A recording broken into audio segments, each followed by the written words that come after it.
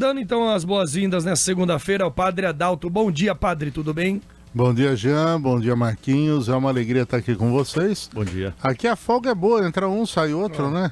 E eu e o Marquinhos Graziani compramos esse presente pra você, tá bom? Olha só. Marquinhos, você entregar assim pra ele? Você quer com plástico bolha tudo ou não? Não, o que é isso? Então plástico bolha fica pra gente... Não foi comprado, isso aí é a produção própria, artesanal. Para o senhor degustar é uma ocasião assim especial, viu, padre? O que é isso daí? É uma Red Ale. Eu ia ficar com plástico bolha pra estourar. Vou provar pra ver se é bom. Depois da semana que vem a gente comenta com o pessoal. Obrigadão. Maravilha. É uma cerveja feita por vocês. Exatamente. Como que é? Olha. Red Ale. Na verdade é uma Irish Red Ale, né?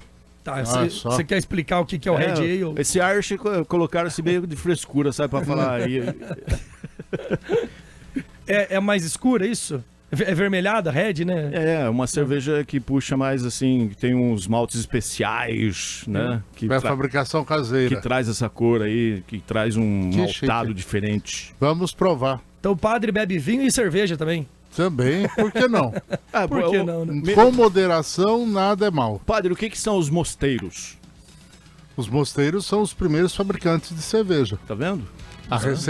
As melhores receitas cervejeiras são dos mosteiros. E sabe como que chama o líquido que você tira, o primeiro líquido que você faz, que você extrai os açúcares do grão? Chama-se mosto. É mosto. Eu acredito que seja por esse Daí motivo que vem então mosteiro. Eu acredito que deva ser por esse motivo que colocaram esse nome, né? Mosto. Antes do senhor começar com a pauta que o senhor trouxe pra nós hoje, queria tirar uma dúvida também. Eu li uma matéria semana passada que o padre mordeu a mão da fiel porque ela quis tentar tirar a hóstia da mão dele. Porque ele não ia dar a hóstia pra ela porque ela não tinha comunhado. Ela não tinha feito, aliás, não tinha... Não tinha... Como fala pra pedir os perdão? Feita a primeira comunhão, confessado. Confessado. Quando a pessoa não confessa, ela não pode tomar a hóstia? Olha, aí é muito complicado. Porque primeiro hoje, você tem muitos lugares que você pode confessar. Necessariamente... E se você vem numa fila de comunhão que eu estou, eu não sei se você confessou ou não. Por isso que uma norma da igreja é que a gente nunca pode negar a Eucaristia a uma pessoa. Nesse caso não foi no Brasil, foi na Flórida. Daí o padre perguntou para ela se ela tinha confessado, ela falou que não. Daí ele recusou dar a hóstia. Daí ela voltou mais tarde na missa e voltou filmando já. E daí pediu de novo, o padre negou, ela tentou tirar a hóstia da mão do padre, contudo o padre foi lá e mordeu a mão dela. Bom, errado a fiel e errado mais ainda o padre, que ele não deveria entrar nessa polêmica. Se a pessoa vem para receber, ele não é juiz para julgar se ela pode ou não receber. O pecado é dela daí, né? O pecado é dela, a não ser que ela apresente alguma condição pública visível para que você não dê a Eucaristia, né? Então a pessoa está totalmente fora de si, ou a pessoa demonstra estar plenamente embriagado, que não tem a consciência do que está recebendo, mas você não pode, em hipótese alguma, negar a Eucaristia para um fiel que se apresenta para recebê-la. Perfeito. Então aí não poderia ter acontecido. Com certeza ele deverá receber as sanções canônicas plausíveis para isso. Os dois se exaltaram. Pior que na matéria, a congregação lá, o pessoal da igreja acabou indo a favor do padre, entendendo que a situação que ele agiu foi, né, tipo ilegítima defesa. Então não, tudo bem, mas aí precisa entender, é isso que eu estou dizendo. De repente, qual é a situação desta pessoa que levou o padre a negar? Sim. Quer dizer, pode ter algumas situações públicas que a gente desconheça e que seria o caso de que se desse a comunhão seria um escândalo maior do que se não desse. Mas aí tem que olhar e é passível de coisa. A princípio, não pode negar e negando é passível do padre ser punido por isso. Muito bem, tá explicado. E agora, a próxima quinta-feira, temos um feriado, né, padre? Quinta é feriado de Corpus Christi, e é isso que eu queria comentar hoje, né, que para nós católicos, nós temos uma diferença em relação a outras igrejas cristãs, porque o catolicismo professa que na Eucaristia existe a presença real de Jesus. Então, para nós católicos, a Eucaristia não é uma representação. mas é uma realidade. Então, realmente, Jesus está presente no corpo e no sangue, no pão e no vinho, como corpo e sangue. E a festa de Corpus Christi, ela surge com este fundamento e com esta realidade. Tornar pública, e é uma manifestação pública, para se ter noção, é uma das únicas procissões prescritas para a igreja, como obrigatória, é a procissão de Corpus Christi. Eu tenho aqui um dado, eu vou aproveitar aqui para ver.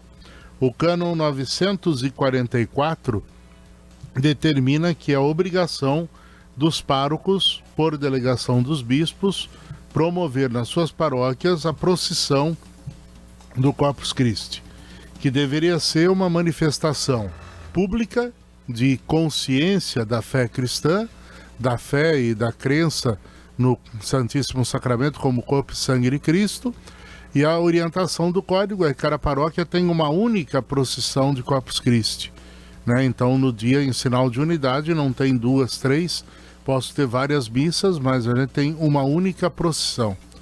E sugere-se que onde há possibilidade, por exemplo, uma cidade que tem várias paróquias, havendo proximidade e havendo facilidade de participação dos fiéis, haja uma única procissão.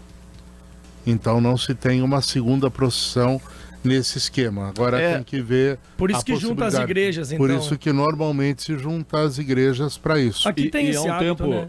Eu não sei como vai ser esse ano aqui. Há um tempo atrás, quando eu estava na cidade, a gente fazia, né? Sempre fez as 3 paróquias em conjunto. Que era aquela decoração das ruas. Fazia decoração, tudo mais. Sim.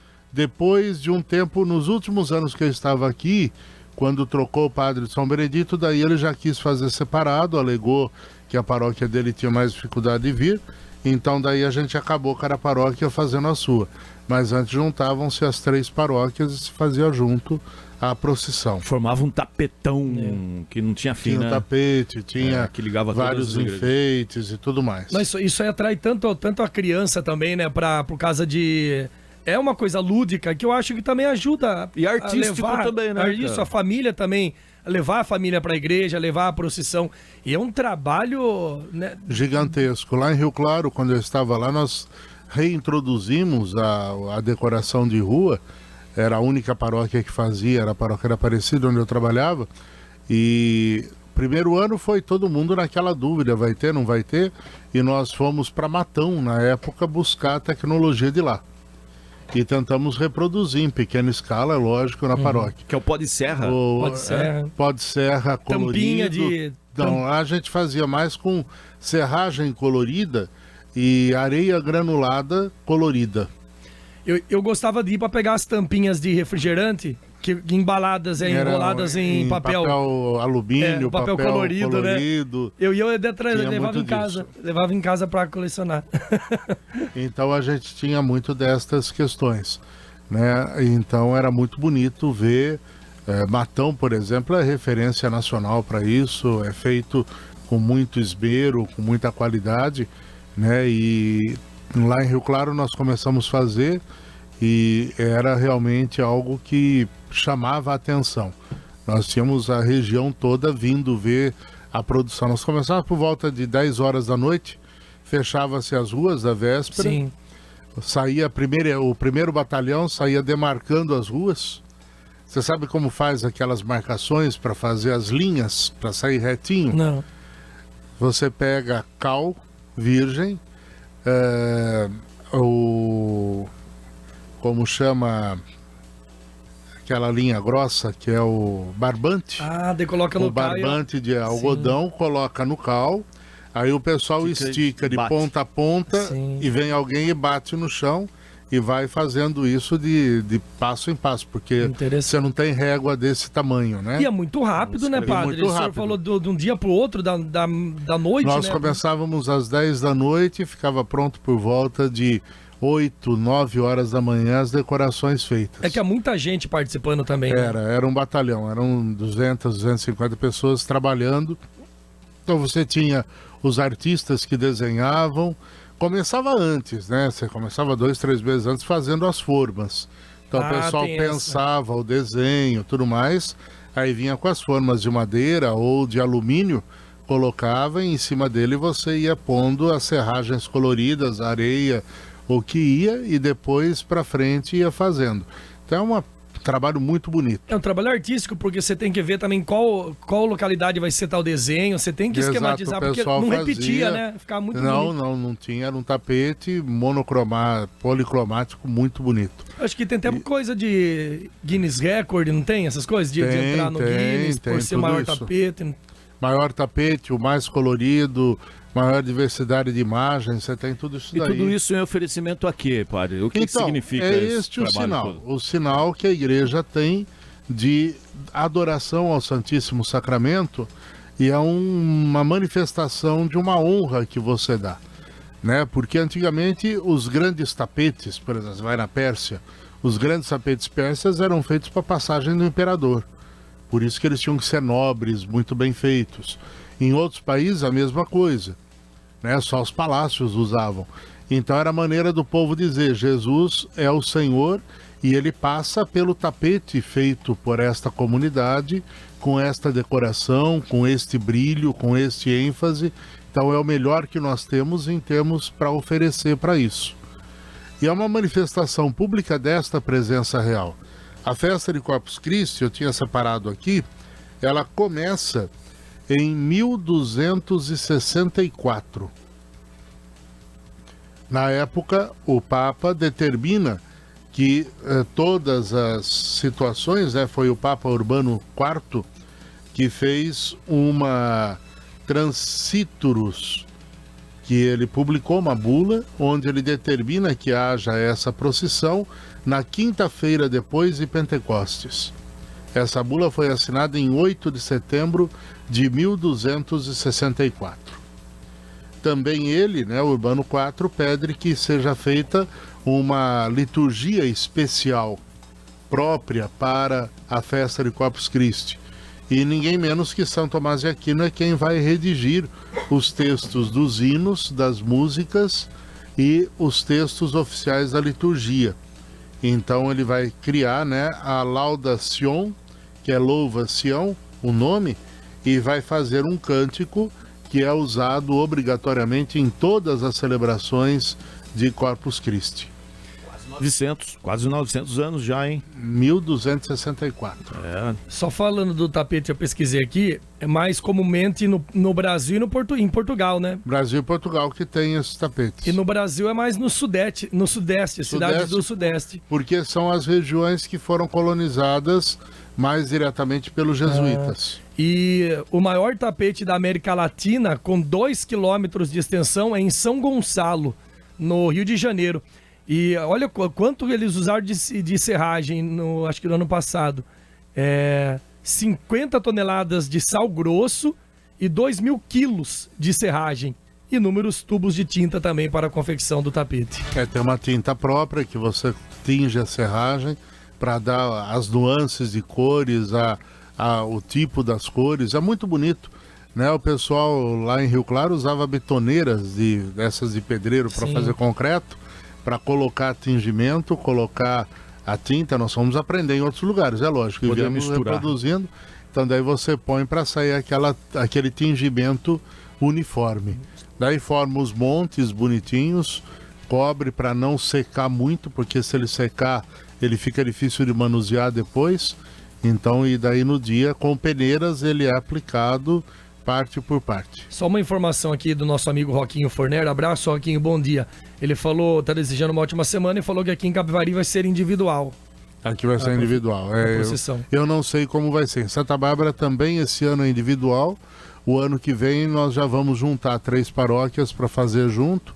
A paróquia eu estou, e mais 2 paróquias, nós já fechamos com os padres. O ano que vem vamos criar um esquema de fazer comum e um tapete cruzando as 3 paróquias para poder fazer esse trabalho. São próximas, então pela proximidade vai ser possível realizar isso. Então nós estamos aos poucos tentando, naquilo que é possível, fazer fluir essa experiência.